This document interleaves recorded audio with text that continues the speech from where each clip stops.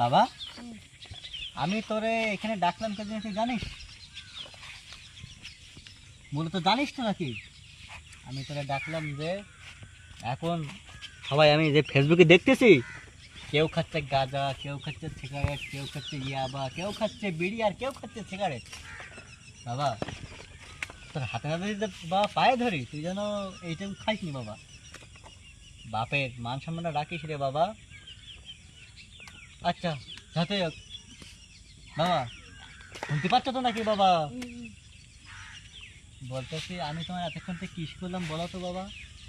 কি শিখালাম আমি তোমারে? আমি তোমার এতক্ষণ কি শিখালাম?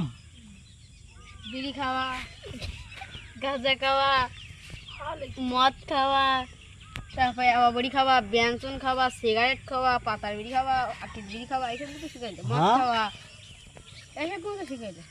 আমি তোরে এই শিক্ষা দিলাম রে বাবা।